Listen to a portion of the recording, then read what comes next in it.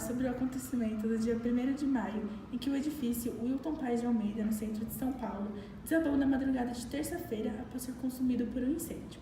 O prédio pertencia ao governo federal, estava cedido à prefeitura e era ocupado de forma irregular por centenas de pessoas, cerca de 150 famílias. Os bombeiros encerraram as buscas nos destroços no dia 13 de maio, com um número oficial de 7 vítimas encontradas e identificadas.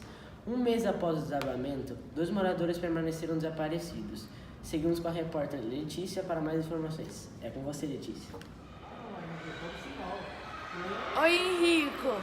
O edifício está ocupado há 6 anos, com o apoio do MLSM, um movimento de reivindicação por moradia. As famílias que ali moravam pagavam mensalidade para ocupar um quarto. Segundo o prefeito Bruno Covas, há 70 edifícios em São Paulo nessas condições e outras 200 áreas ocupadas. Só nos edifícios estariam 4.000 famílias carentes que apelam para esta solução em busca de moradia. Este número se refere ao alto déficit habitacional brasileiro, ou seja, o alto número de famílias que vivem em condições precárias, em risco ou inadequadas, sem saneamento básico. Atualmente, muitos líderes de movimentos que visam os mais necessitados usam e abusam dos serviços de famílias pobres para ganhar assinaturas. Voltamos à central de estúdio. A próxima notícia é um acontecimento histórico. Os líderes das Coreias prometem assinar um acordo de paz para acabar com a guerra ainda neste ano. Os países também concordam em trabalhar pela completa desnuclearização da península. É com você, repórter Binho. É isso mesmo, Laura. A guerra começou quando a Coreia do Norte invadiu a Coreia do Sul.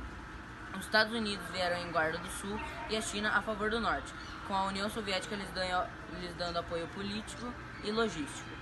A Coreia foi governada pelo Japão desde 1910.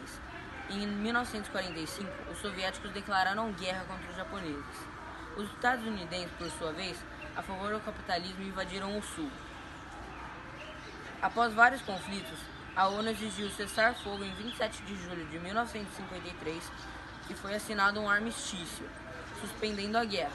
Em 2018, o Tratado de Paz vai substituir o documento de 1953, com o objetivo de instituir a paz entre as Coreias.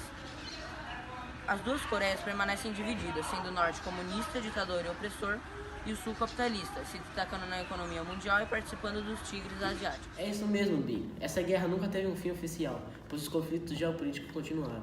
Agora, iremos falar sobre a greve dos caminhoneiros, também chamada de crise do diesel. A paralisação dos caminhoneiros autônomos com extensão nacional foi iniciada no dia 21 de maio de 2018 no Brasil e durou 11 dias. Bloqueou estradas, causou desabastecimento e prejuízos em vários setores. Mas por que essa mobilização aconteceu? Quais foram os seus prejuízos? Tudo isso com a repórter Letícia.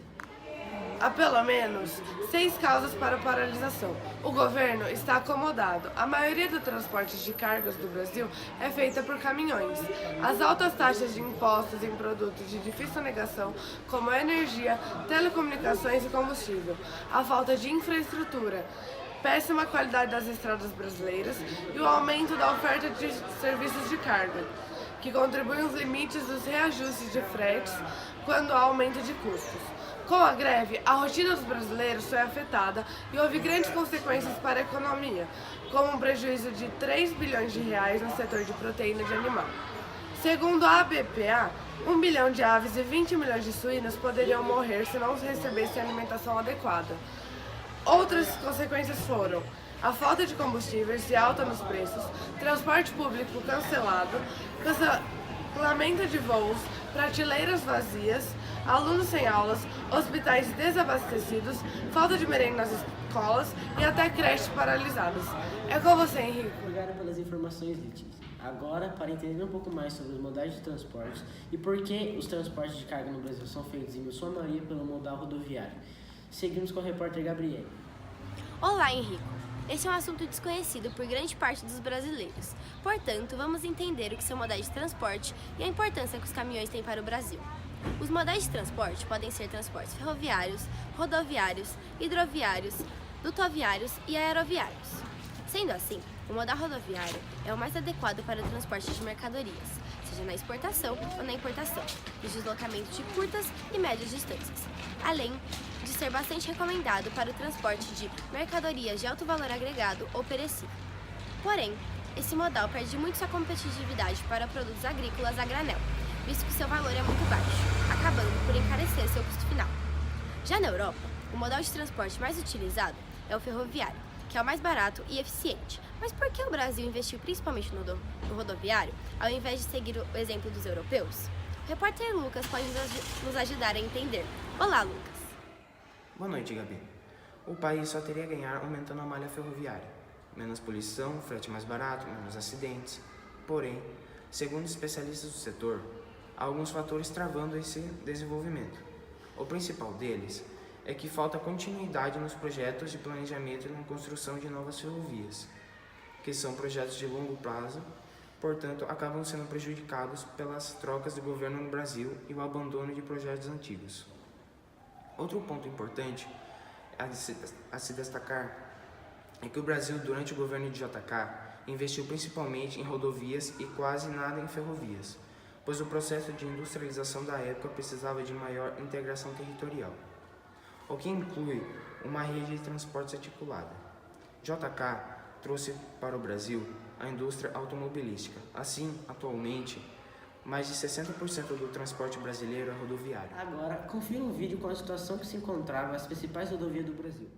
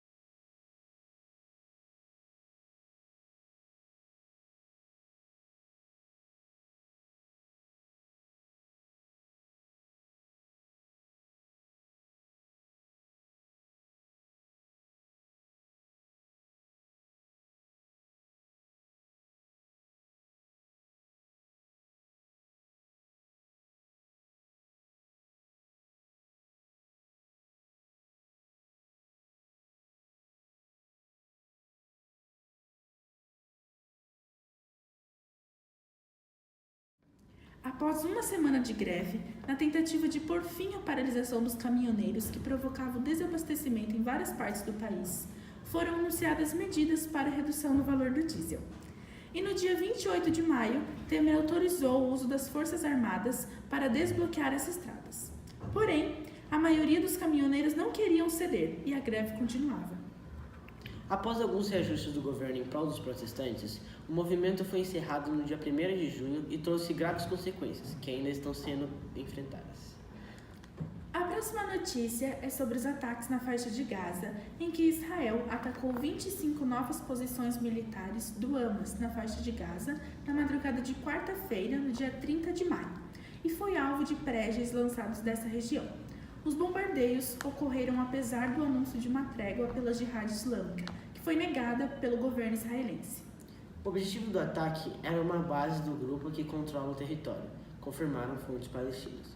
Os bombardeios não deixaram nenhum ferido e aconteceram 2 dias após a segunda-feira violenta na fronteira de faixa de Gaza com Israel, que terminou com a morte de 60 palestinos vítimas de tiros de soldados israelenses. Confira um vídeo em que vemos essa escalada de hostilidade entre os palestinos e israelenses.